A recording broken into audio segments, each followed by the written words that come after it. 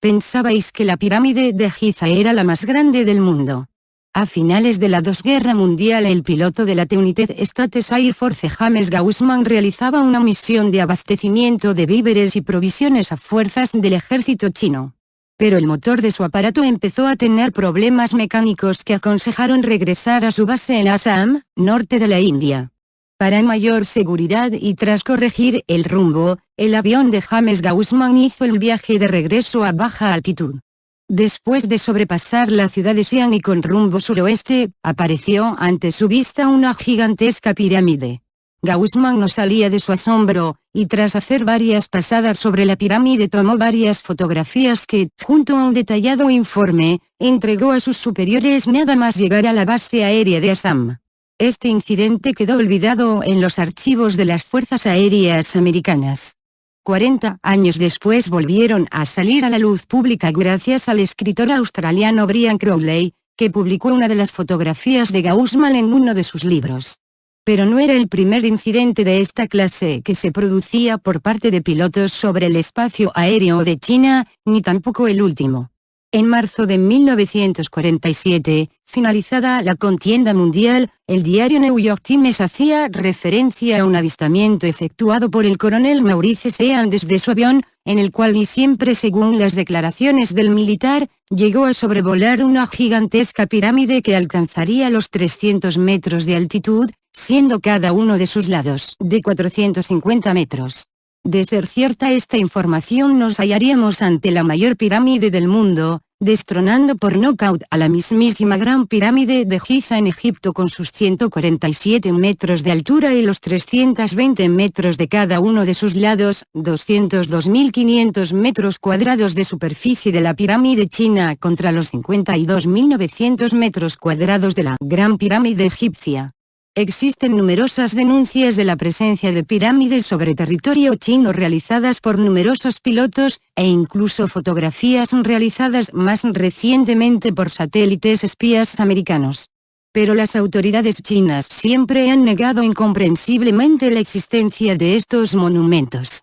A comienzos del siglo XX, diferentes exploradores y comerciantes como los alemanes Friedrich Schröder y Oskar Mann dieron testimonio de la presencia de no una, sino numerosas pirámides alrededor de la ciudad de Xi'an, haciendo especial hincapié en una de ellas, una construcción colosal que, al igual que el testimonio del piloto norteamericano Maurice Sean, alcanzaba los 300 metros de altitud y algo más de 400 metros de lado.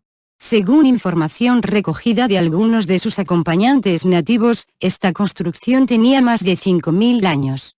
Poco después Galen, otro explorador alemán, alcanzó en 1913 la que al parecer fue la pirámide del emperador Shi Huangdi, el mítico emperador amarillo.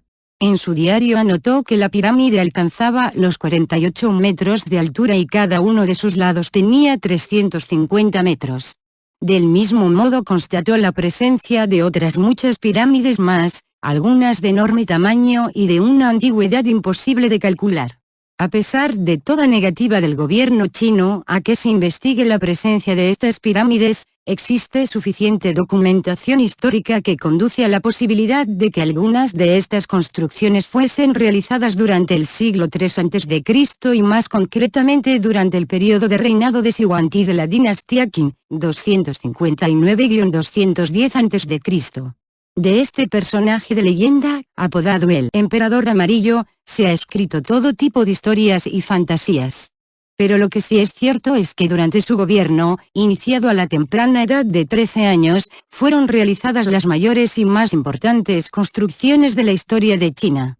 A él le debemos la edificación de la Gran Muralla China o el ejército de terracota desenterrado en su mausoleo, compuesto por 8.000 estatuas humanas, cada una con sus rasgos propios, y docenas de caballos y carros descubiertos en 1974.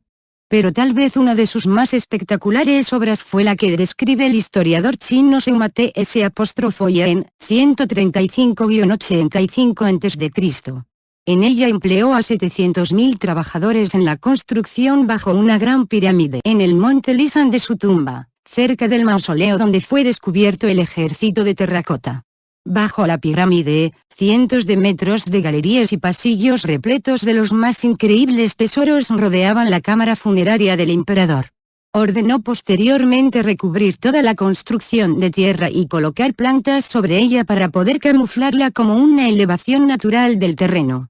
Según Seumate S', en la pirámide alcanzaba los 48 metros, los mismos que Segalen dejó anotados en su diario en 1913. El inicio de la historia imperial china data del año 2197 a.c., con la dinastía Ya. Se sabe que antes de eso China estaba regido por una especie de sistema feudal, época de la cual tampoco se tiene mucha información, pero desde ese punto en el tiempo hacia atrás no se sabe prácticamente nada. La única fuente de información que hay al respecto son las leyendas del folclore chino, que nos hablan de soberanos maravillosos y poderosos reinos mucho antes de los emperadores, situados en fechas que la ciencia oficial tacha de fantasiosas. A principios de los 80 una expedición inglesa se adentró furtivamente a la zona de Xi'an restringida por el gobierno con el fin de realizar análisis a la pirámide. Se tomaron muestras del suelo y se descubrió una entrada tapada por una enorme losa cubierta de tierra y pasto, pero el hallazgo más sorprendente lo hallaron en una excavación realizada en uno de los costados de la pirámide. De la fosa extrajeron una daga cubierta de herrumbre. Días más tarde en el Museo de Londres la daga fue cuidadosamente analizada. Los análisis arrojaron una fecha de 8.000 años de antigüedad sobre el objeto. En 1990 una expedición buscaba fósiles de dinosaurios en una zona cercana a una pirámide.